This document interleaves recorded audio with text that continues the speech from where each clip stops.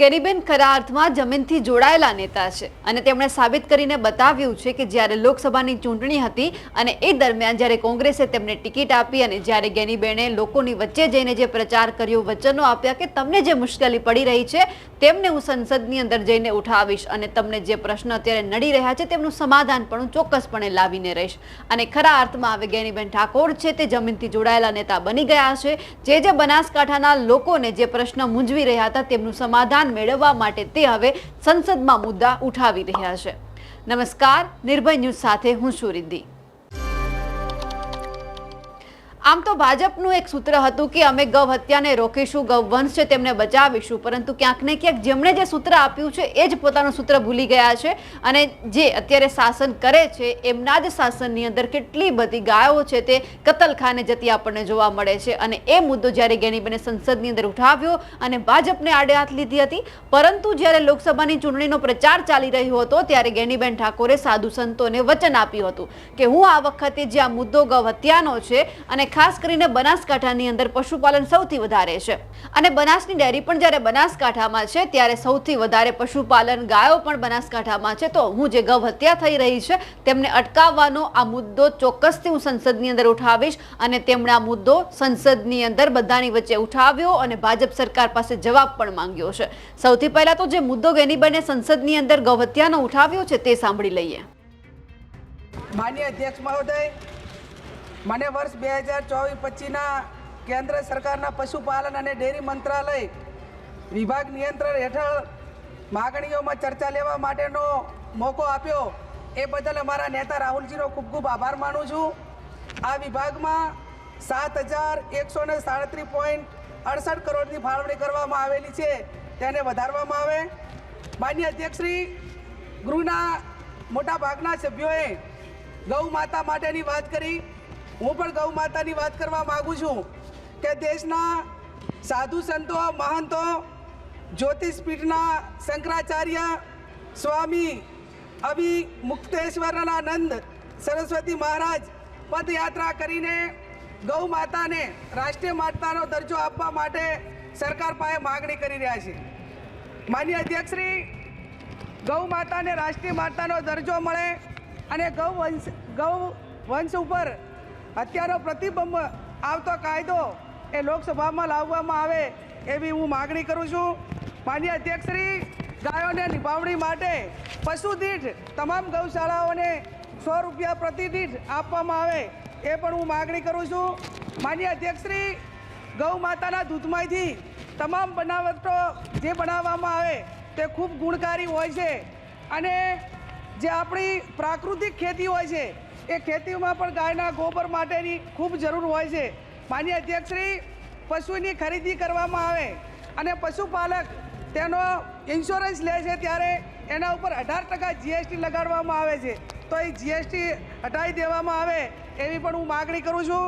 માન્ય અધ્યક્ષશ્રી, ભારતમાં ચાલતા તમામ કતલખાનાઓમાં કઈ પાર્ટીએ કતલખાનાઓ પાસેથી કેટલું ફંડ લીધું તે નામ જાહેર કરવામાં આવે એવી પણ હું માગણી કરું છું।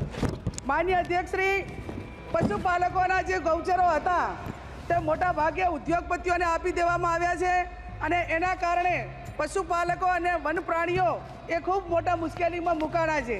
ત્યારે માન્ય અધ્યક્ષશ્રી, આપના માધ્યમથી માગણી કરું છું કે જે ગૌચરો છે એ ઉદ્યોગપતિઓને કેમને ન આપવામાં આવે અને એના ઉપર જે સુપ્રીમ કોર્ટને પ્રતિબંધ નાખેલો છે એને યથાવત રાખવામાં આવે એવી પણ હું આપની પાસે માગણી કરું છું।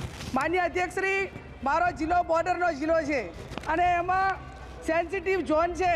આ ઝોનમાં જે જંગલી પ્રાણીઓ છે એ પ્રાણીઓને જે જમીન ફાળવેલી છે એમાં મોટા ભાગે ઉદ્યોગો, મીઠાના ઉદ્યોગો આવેલા છે, એના ઉપર પ્રતિબંધ મૂકવામાં આવે। માન્ય અધ્યક્ષશ્રી, મારો જિલ્લો એ પશુપાલન સાથે સંકળાયેલો છે અને પશુપાલન સાથે સંકળાયેલો છે ત્યારે મારા જિલ્લામાં બનાસકાંઠા જિલ્લાના ધાનેરા, દાંતીવાડા, પાલનપુર આ તાલુકાઓમાં સિંચાઈની વ્યવસ્થા નથી, એના ઉપર સિંચાઈની વ્યવસ્થા કરવામાં આવે એવી પણ હું આપની પાસે વિનંતી કરું છું। માન્ય અધ્યક્ષશ્રી, જે ડેરીઓની ચૂંટણી અને તમામ સહકારી ચૂંટણીઓ એ એક મંત્રી એક મંડળીનો ઠરાવ કરવામાં આવે છે, એને બદલે તમામ દૂધના કસ્ટમરો હોય એ ડેરી નિયામકના તમામ પ્રતિનિધિઓને ચૂંટે એવી પણ હું માગણી કરું છું. માન્ય અધ્યક્ષ શ્રી, ડેરીનો સૌથી વધારે મહિલાઓ કરે છે. જ્યારે લોકસભાની ચૂંટણી પ્રચાર ચાલી રહ્યો હતો એ દરમિયાન ગેનીબેને જે સાધુ સંતોને વચન આપ્યા હતા ગૌ હત્યાને જે અત્યારે થઈ રહી છે તેમને અટકાવવાને લઈને, અને એ વચન હવે ગેનીબેને પૂરું કર્યું છે. સંસદની અંદર મુદ્દો પણ ઉઠાવ્યો છે. ત્યારે જ્યારે સાધુ સંતો તેમને અભિવાદન આપી રહ્યા છે તે પણ સાંભળી લઈએ. મિત્રો, શાબાશ, જ્ઞાનીબેનને ખૂબ ખૂબ અભિનંદન. જ્ઞાનીબેને બનાસકાંઠાની પ્રજાને આપેલું, ધર્મ પ્રેમીઓને આપેલું, સાધુ સંતોને આપેલું વચન પાળ્યું છે.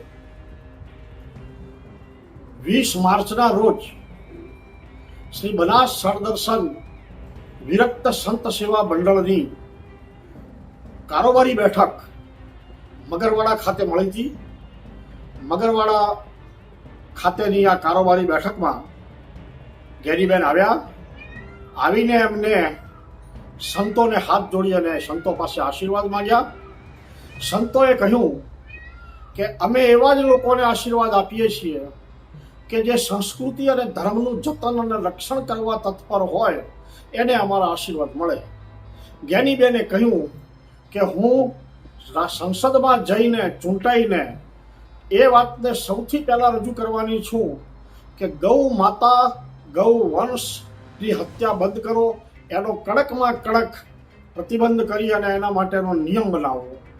એના પાલન પોષણ માટેની પણ હું વાત કરવાની છું, અને ગૌ માતાને રાષ્ટ્ર માતા જાહેર કરવાની પણ હું વાત કરીશ.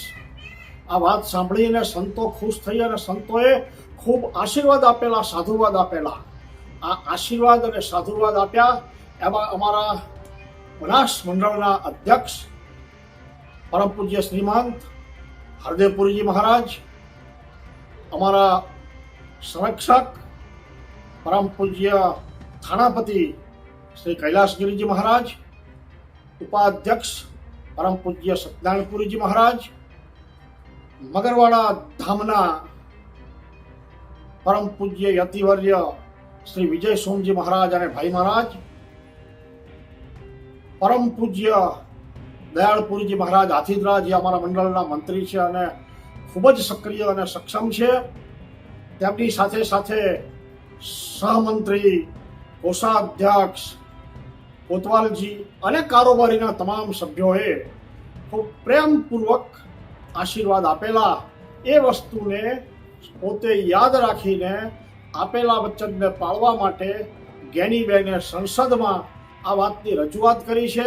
ખૂબ જોશથી, હિંમતપૂર્વક, ઉત્સાહથી રજૂઆત કરી છે. એ માટે ફરીથી એમને ખૂબ ખૂબ અભિનંદન, ખૂબ ખૂબ શાબાશી આપીએ છીએ. તમે આ પ્રકારે ધર્મનું કામ કરતા રહેજો, ધર્મનું, સંસ્કૃતિનું રક્ષણ અને જતન કરજો. ગૌ માતાના પણ તમને ખૂબ આશીષ મળશે, ગૌ માતાના પણ તમને ખૂબ આશીર્વાદ મળશે, ગૌ ભક્તોના આશીર્વાદ મળશે, ગૌ સંતોના આશીર્વાદ મળશે, અને એનાથી તમારી આ રાજકીય જીવનયાત્રા ઓર આગળ ધપશે.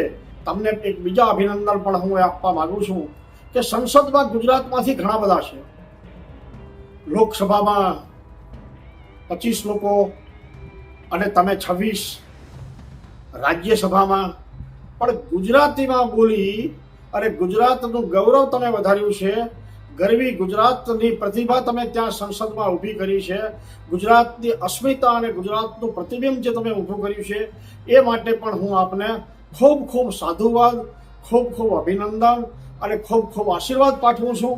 આ પ્રમાણે તમે બનાસકાંઠા જિલ્લાના અને લોકોના, ગુજરાતના, દેશના પ્રશ્નો ઉઠાવતા રહેજો. ધર્મનું, ગૌ માતાનું, સંસ્કૃતિનું જતન કરતા રહેજો.